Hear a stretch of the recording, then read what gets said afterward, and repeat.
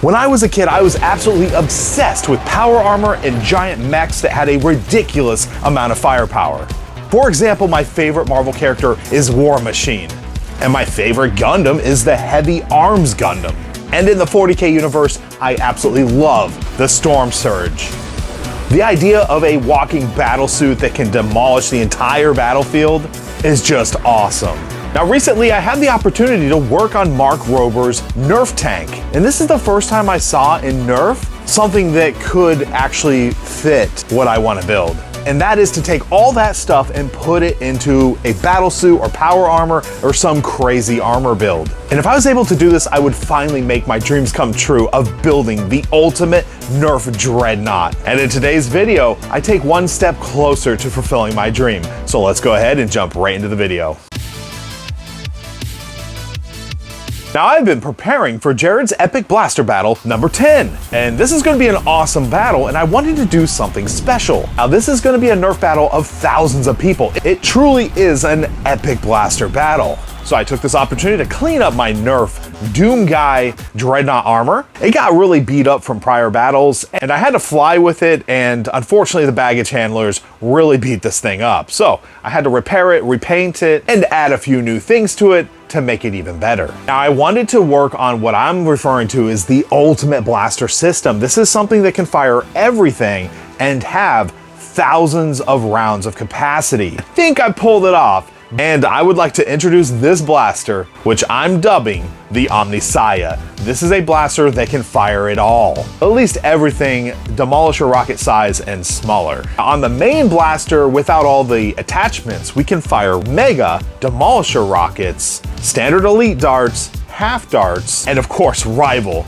And Rival is actually fired through an adapter we're calling the Rival Core, which is essentially a side-mounted blaster that you can actually put inside of different projects or whatnot. I'm just putting it on the side, and this thing feeds directly to a proton pack, giving this thing thousands of rounds of capacity.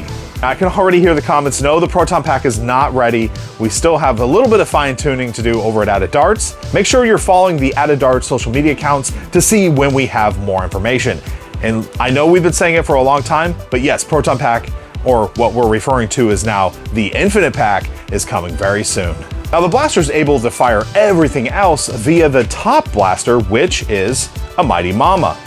And the Mighty Momma uses the little rocket system, which allows you to swap out barrels and fire a tremendous amount of different ammo types. Anything from Hyper to the new Nerf N series, to the Ultra Dart, to even darts that we don't even see anymore, like Boomco. It truly is amazing the amount of power this little blaster has, and through its innovative lug system, it's able to be swapped out and fire everything. I just so happen to have this thing kitted out for Demolisher rockets, utilizing a special prototype barrel, which isn't quite ready for production, but is perfectly fine for what I need it for. This barrel is able to fire the Demolisher rocket at about 30 feet. So nothing too crazy, but I can fire Demolisher rockets. And now to take a moment to talk about the build. This is an armor set I've been working on for literal years now. It seems like I keep taking it to events, it gets destroyed. There's certain things that don't feel right about it. Maybe straps are in the wrong spot, maybe boots or gloves or whatever aren't right. So I've been basically making revisions of this armor set for years. And this just so happens to be the current version of it. Now, many of the parts that you see have actually been broken many times through travel, through gameplay, or just falling or dropping stuff. Things break. If I were to go about this again, I would definitely print this armor in more of a foam type of TPU, because PLA is a little bit too fragile for building cosplay armor